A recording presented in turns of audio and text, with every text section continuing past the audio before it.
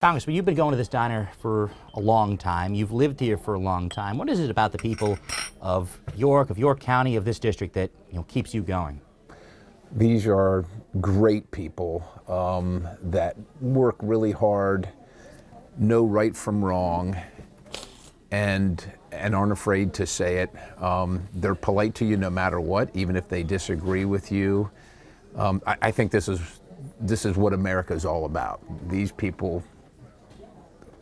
This is America right here at the Round the Clock Diner. What do you think's changed the most about this area over the years, over all the years you've lived here? Well, there's a lot. One of the great things, it's a blessing, but maybe it's a curse because you got to deal with the growth. But everybody wants to be here, right? In this district, whether York County, Cumberland County, the fastest growing county in the state, in the Commonwealth, everybody wants to be here because of what we have: resources, great people, great work ethic, proximity to important things. So this is the place to be. So, we welcome everybody here, but it comes at a cost. Well, you talk to a lot of folks here. Obviously, they all have concerns, and of course, the main concern they have is the economy. What do you think the next Congress can do to help affordability? What the next Congress, a couple things the next Congress can do. First of all, quit spending all of American taxpayers' money that they don't have. They can't afford it, and they don't want to buy things that they can't afford and don't need. So that's number one. Number two, the regulatory environment, whether you're trying to buy a home, any products, what have you, that adds to the cost of it, makes it more difficult. And then finally, maybe one of the biggest things is our energy policy. Energy touches everything from heating this coffee to getting this coffee here. And everywhere along the line, if energy costs are up, they get added to every single point on the supply chain. And so people feel it when they come to Round the Clock Diner, when they go to the grocery store, when they go to the lumber mill, the hardware store, the gas, every single thing has energy tied to it. And when the cost of energy goes up, the cost of everything else goes up. Congress can take immediate steps to rectify that. Well, Congress will have a step to take next year when the Tax Cuts and Jobs Act comes up for extension. You voted for it. I did. Will you vote to extend it in its entirety?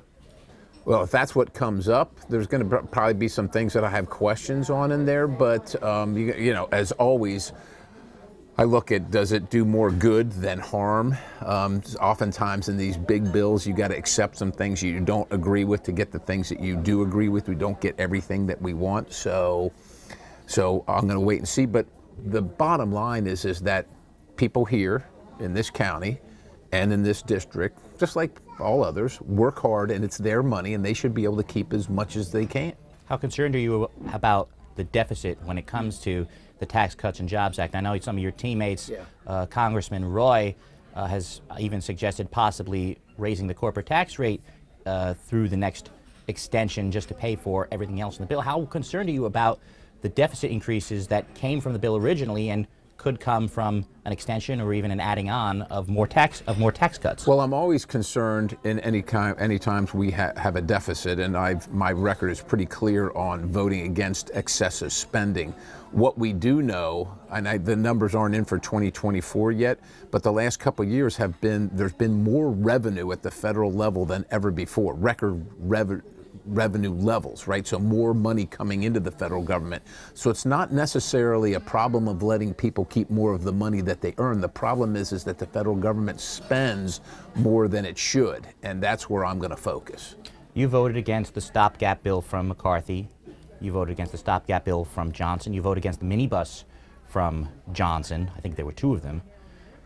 Those have all had significant bipartisan support. Right. Why were you opposed? Because it's bankrupting the country. We're supposed to do our work, and so we're supposed to get our appropriations bills done, and as long as we don't get them done and keep doing this, it's like Groundhog Day over and over again. We get rewarded.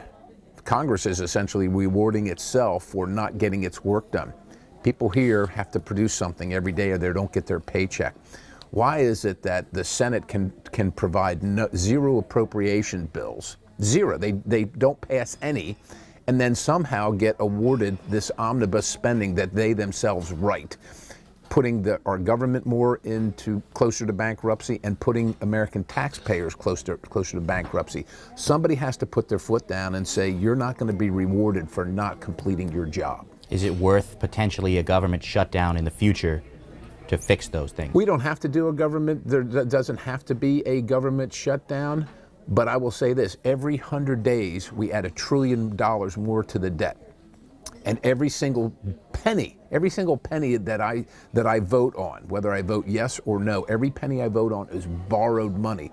This is not a recipe for success. While people are out buying their groceries on credit cards, that's essentially how we're running our government. They can't sustain it, and neither can we. Somebody has to be willing to be courageous enough to say, we can't keep doing this. So you wouldn't rule out, letting an appropriations bill expire in order to fix what you believe are the problems with government spending? We have to do something. Yeah, it's not optimal. Nobody's voting for. There's no bill that says, I'm going to shut down the government today, yes or no, right? Nobody's voting for that. But Washington is a town, it's an enterprise of leverage. And to get the spending cuts, to get the federal government to tighten its belt and to rein itself in, it's not going to do it on its own. I think that's pretty clear now after 30 or 40 years of this stuff, right? We haven't gone through the process of the House passing its appropriations bills, the Senate passing its appropriations bills, working out the differences and getting a presidential signature. We haven't done that since 1996. Like, how long? No wonder we're $36 trillion in debt. Talk about immigration. You've obviously lived in this area for essentially your entire life.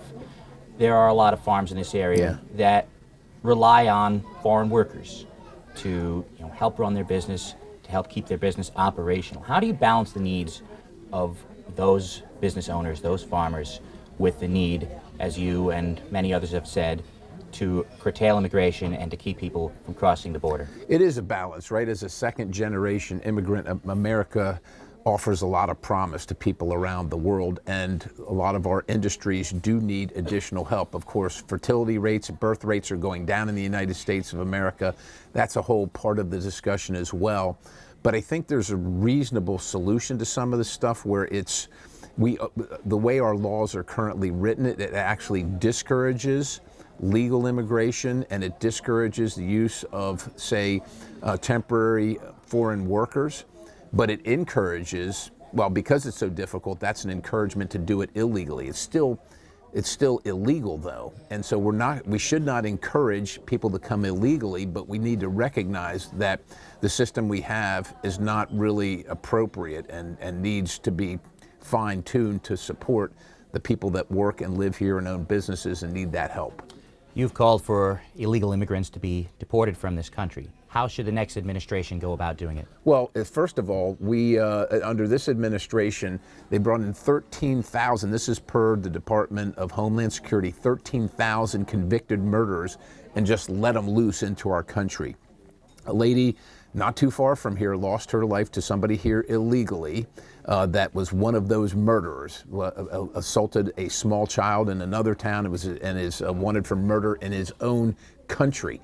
The first thing you do is start with getting them out of the country. We deserve, and our government's supposed to provide safety for us. It's one of the fundamentals, one of the core functions of government at the federal and state level. And allowing murderers to wander around our streets freely is unacceptable. You start there. Should DACA remain the law of the land? It's never been the law of the land, right? Should DACA remain operational? I think it needs to be, we need to consider it, and of course things have changed over time, but the laws should be made by the legislature, not the courts, and that's the first problem with things like that. I mean, even President Obama said he did not have the authority to do it. He said it over and over and over again, and then he went ahead and did it anyhow, and then the courts upheld it. That's a problem. If nothing else, the courts ought to review that decision. I think the folks are concerned about whether everybody's going to be deported, whether the sins of the father are the sins of the son, right, when it comes to the dreamers. Would you be open to creating a path for those who came to this country at that young age to remain? Like I said, our immigration system, our system of immigration in the United States has some significant upgrades that are needed, but none of that conversation can be had while the border is wide open. So the first issue is to secure the border, and then we can talk about everything else, whether it's visa reform or what have you. There's a whole lot of steps to immigration, and there's a whole lot of things to be considered, but none of those are going to be in the conversation while people and murderers and terrorists are flooding across our border to the tunes of tens of thousands. None of that can be considered. Well, on the border, obviously Senator Langford's bill has come up significantly in this election. I asked you the day of the primary. I ask you now, why did you oppose that bill? Because it wasn't a solution. You can call the bill anything you want to call it, right? They called it a border bill. But the problem right now is that the administration is disregarding the law and allowing millions of people to come across the border illegally. That bill didn't change any of that. As a matter of fact, it said we're going to now let, under this new law, 5,000 people come illegally every single day. It wasn't a solution. So why would, if we're trying to solve the problem, just because you call it a bipartisan border bill, it doesn't solve the problem. Why would, first of all, it never came out of the Senate, right? I never got an opportunity to vote on that. It never even made it out of the Senate. But just calling it bipartisan and saying it's a border bill, you can call a tomato a cat if you want to, but it's still a tomato. Well, there currently is no threshold for migrant crossings for the government to close the border. You know, is there an unlimited? Well, right now threshold? It is unlimited, but the is right an answer, unlimited threshold better than a threshold of 4,000? No, what's the correct answer is just follow the law. The administration, per the Constitution, the president shall faithfully execute the laws. He's not faithfully executing them. We're members of Congress. We're in the legislature. We're not detectives. We're not police officers. We don't enforce the law. We make the laws. The executive branch is the one supposed to enforce them. If he chooses not to, there's very little that we can do about that. We need a different president that will enforce the laws, and where the laws need to be strengthened or modified to get the correct outcome, that needs to be done. But there should be zero people coming across the border illegally. Why isn't that? How many murders is it acceptable in your community? Isn't it, or zero tolerance for murders too? That's against the law. We don't like that either, and we just don't accept one. No, none of them are good. Is there room for compromise in your mind when it comes to securing the border? Well, it depends on what the compromise is, but of course there's room for compromise. I mean, people oftentimes say, that you don't work enough on the other side of the aisle or what have you. Meanwhile, I've worked with Eleanor Holmes Norton, arguably one of the most progressive and one of the most liberal members of Congress. How about Pramila Jayapal, a member of the Progressive Caucus, the leader of the Progressive? I've worked with her on issues of privacy. And I'm working now currently with Representative Abigail Spanberger of Virginia on making sure that members of Congress can't trade and be involved in stock trades. So yes, there's always an appropriate time, but it depends on what the conversation is and what the points of the bill are. I want to move to abortion. Yeah. The act that's come up now significantly, the Life at Conception Act, that would have given 14th Amendment protections to fetuses. You co-sponsored that last year, and you have said now this year that you agree with President Trump that abortion should be left to the states. Has your position changed? No, my position has never changed. I defend the sanctity of life. When it comes to abortion, I do not agree with taxpayer-funded abortions. I make exceptions for rape, incest, and the life of the mother. I'm also the prime sponsor of the Protect IVF bill, in vitro fertilization bill, in the House of Representatives. I know my opponent says all kinds of other crazy things, but our country should stand for life, but understand our system as well works where the states are in charge of determining what those levels are, where the cutoffs are, and the things that are left to the states.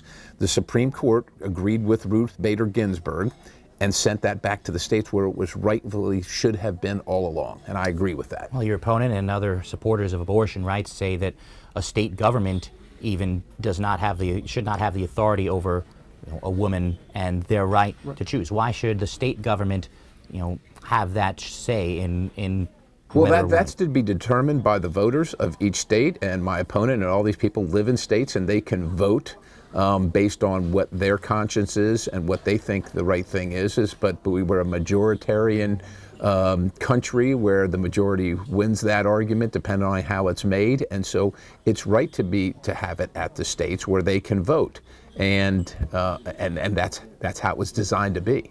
The Life at Conception Act, giving those 14th Amendment protections to fetuses.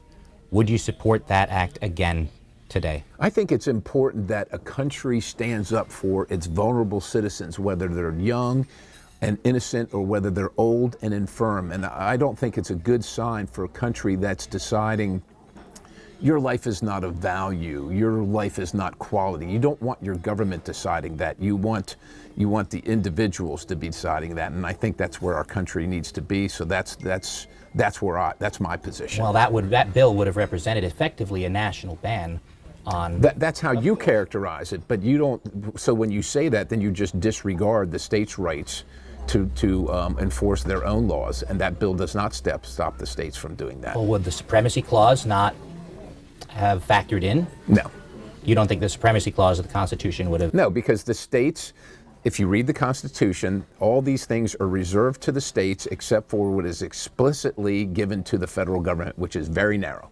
I want to ask about Social Security and Medicare.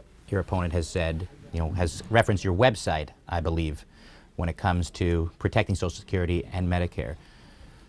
Have you ever been in favor of cuts to benefits and taxes to benefits? No. What my opponent doesn't recognize is when I came into Congress, President Obama and the Congress at that point raided Social Security, the Old Age Survivors Insurance Fund, to give it to the Disability Fund without making any changes. Just raided it, and I voted no on that. What my opponent also doesn't recognize is that she's for the so-called bipartisan border bill, which would give amnesty to 20-some million people here illegally, which would immediately be put on Social Security and bankrupted for those people that have paid in their whole lives and are actually legitimate citizens. So all the talk, all the mailings, all the advertisements on TV, it's easy to pick on your opponent, but she needs to stand up for and acknowledge what she's for, and she doesn't want to do that. Well, how do we protect benefits? We're going to have to look.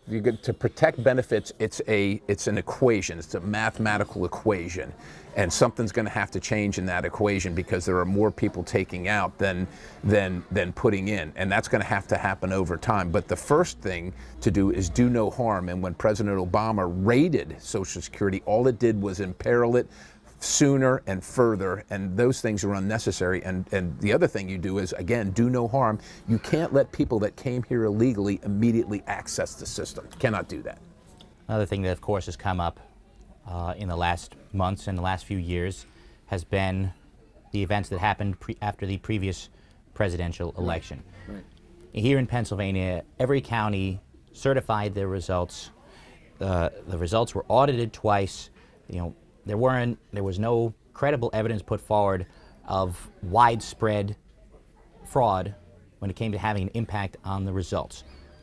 Why did you believe that those results were not appropriate? So at the time, I don't have 4 years of hindsight.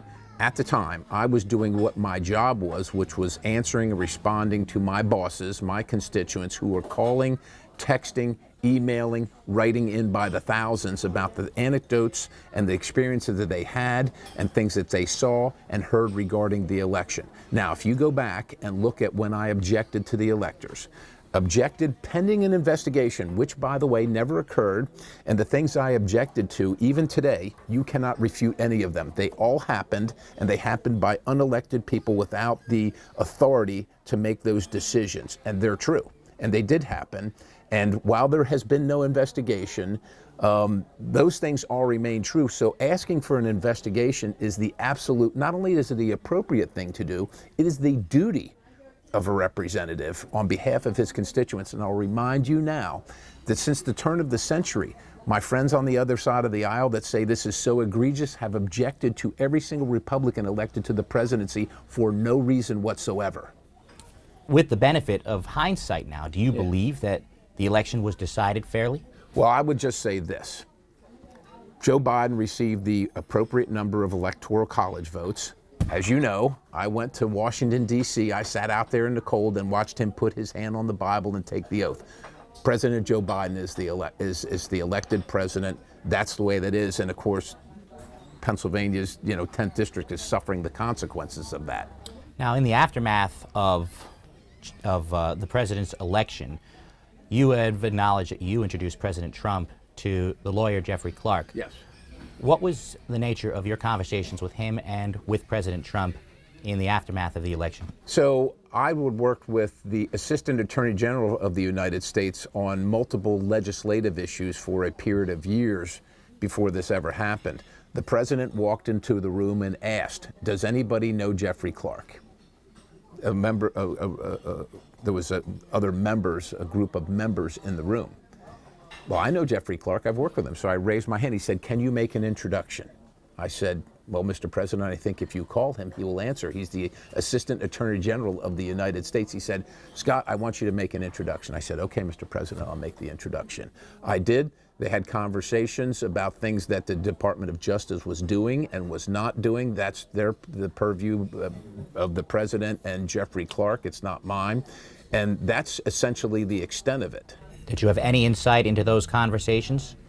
I mean, I knew generally what the president was concerned, I think, that the Department of Justice refused to investigate many of the credible claims. And to this day, those credible claims have never been investigated. Will you certify the election results this year, regardless of who wins? If it's fair, absolutely. But it depends on this election too, right? I have to win an election first. You've obviously chaired the Freedom Caucus. You were very proud to do so. You Yes. served with a lot of men and women on that caucus. Many have called you obstructionists. Yeah. What would be your response to that? Well, they call me that because they just disagree and they don't want me to serve in Congress. These are my opponents, right? Of course my opponents are going to say whatever they're going to say about me. For me, it doesn't matter, Republican, Democrat, independent, left, right, center. The right thing doesn't have an agenda. You just do the right thing. And for the people that might want to call me obstructionist, I would just ask them and the people that support them, is the country in better condition year by year for what you think it should be? Because if it is, well, most of your constituents don't agree with that. Most of the people here don't agree with that, obviously. And so somebody that stands in the way of bad policy and bad things happening is the right thing to do. The bills that you have opposed, the burn pits, the firefighter legislation, that of course has come up in this campaign as well. I remember your response at the debate when you talked about being thorough and reading the legislation. You got to know what's in the bill, right? And I asked you this then, and I'll ask you again now. Do you believe you were more thorough on those bills than your contemporaries on the Republican side in Pennsylvania? I'm not going to speak about what my contemporaries do. I know my job. My job is to read the bills, be informed about what's in there, regardless of what the title is, and then vote accordingly. And voting to give people benefits that they didn't earn and diminish the benefits for the veterans that did earn them is not something I want to be part of. Voting to ban heart stents and pacemakers and Kevlar and the most effective firefighting foam that's used to put out fires for a political ad is not something I'm willing to be a part of. Again, just do the right things for the right reasons. Your opponents are always going to say bad things about you. They're your opponents. You can expect that. But that shouldn't drive you. That shouldn't be why you make decisions about what the right thing is and how to vote. You should just do that based on what's in the bill and what you're trying to accomplish. Is it right or wrong? I want to ask you about your opponent, Janelle Stelson. She's obviously never been in the political realm before, and she says that is a positive for her. 26 years as a news anchor. Why do you believe she is not fit to serve this district? It doesn't matter whether I believe she's fit or not. It matters what my bosses, the people of this district, believe. And here's what they know. She doesn't live here. She doesn't shop here. She's talked about raising their taxes while not living here. If they watch the debate, she said that, she wanted to deport people here illegally. And she was asked the question, well, how would you do it? And after a long, unpleasant, and awkward pause, she said, I don't know. We have a citizen legislature, that's great, but our country is in trouble right now. And we don't have time for people that just want a position and want the notoriety that have no idea. She blamed me. She blamed me and said I stopped the bipartisan immigration bill. Apparently she doesn't realize that the Senate is a different body and the bill never got out of that body. I didn't vote on anything. It's important that we send people that actually have read the Constitution and have a clue about how this government operates so we can right the ship here. For the voters that may be watching this, that may be on the fence about who to vote for in this race, why should they send you back to Washington? Well, again, it's going to be up to them, but I would tell them this, and I have told them this. Our country is in trouble. Their country is in trouble. You can't afford your groceries. Your streets are unsafe. Internationally, our country is in peril with enemies and adversaries. I have lived here. I have served with these people. They know who I am. You don't have to believe the millions upon millions of dollars in ads funded by George Soros and from folks in California about what you know about the person who has served you, who has lived right in your town, who has worked right beside you. You know my record. You know I'll stand up for you. You know that I'm respectful of you. You know I'll listen to you. You don't have to believe all the lies that are put out there with millions of dollars behind them from people that don't live here and don't care about anything but trying to win this seat. They don't care about the people that live here, work here, pay taxes here, and are struggling right now.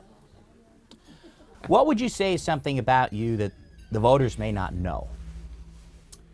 Apparently voters don't know a couple things about me, that I grew up in a house without any insulation, no plumbing, no electricity. We had one of those hand pumps in the backyard. We had an outhouse back in the day when those things were legal and actually somewhat prevalent. You know, I grew up in the school of hard knocks. I joined the military as a private and rose to the rank of general, and a lot of people don't realize that I've been trying to serve my community in some fashion since I was essentially 18 years old. And, they might just see me as how my opponent frames me, but those things are patently false. Speaking of military service, something that's come up lately is the lawsuit regarding overseas ballots. What is the nature of that? The nature of that is, and I'm a guy who has voted with an overseas ballot because I've been overseas during election times and I've been deployed. The nature of that is we want the legitimate ballots to be counted, but there are illegitimate ballots being counted, and that's the concern. So unregistered voters overseas are now voting in our elections, and the counties are supposed to determine whether you're eligible to vote or not, but our Secretary of State has told the counties, don't bother checking. Well, every overseas vote, somebody that's serving in harm's way in combat is voting, and they expect their vote to be counted, but they don't expect people that are overseas, or maybe not even real people at all, to have their vote, counted and diminish the actual legitimate vote. What we're asking for is for the counties and the Department and the Secretary of State to follow the existing law. That's all follow the existing law.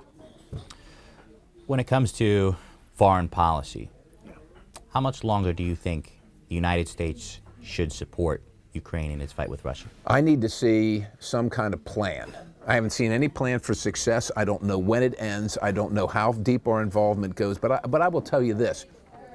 While my bosses can't afford to come to the round-the-clock diner and have a breakfast, we shouldn't be paying for the pensions and salaries of all the government workers in Ukraine. I can tell you that for sure.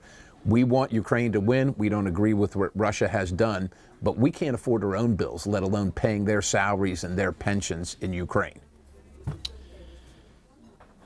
How can the next Congress and the next administration make owning homes more affordable? So that's what I talk about. The American dream is slipping away from people. When your dad got married as a young man, it was assumed that at some point he would be able to buy or build a home or work towards that. And now I talk to people on a regular basis that are working 2, maybe 3 jobs, and they tell me they make good money, but they have had to move home because they can't afford their own place. So the first thing to do is to quit all the excessive government spending, which has increased the cost of every single thing, including housing. That's one. 2, regulatory things. The regulatory process makes the cost of housing, of building and constructing houses or refurbishing houses, it puts it out of sight, out of range. for many people. And of course, energy is a component of that. But I also think we need to kind of relook at how we do housing. And understand that not everybody can afford the expensive down payment. There's a thing that's being done right here in York County and in just south of here in Maryland called vested communities, where renters actually earn equity in the home that they're renting, so that when they're done renting that, they can take that equity towards their down payment. And I think the regulatory process that disallows that or just doesn't recognize that needs to be changed so that that's more prevalent and recognizes people are struggling to afford their housing.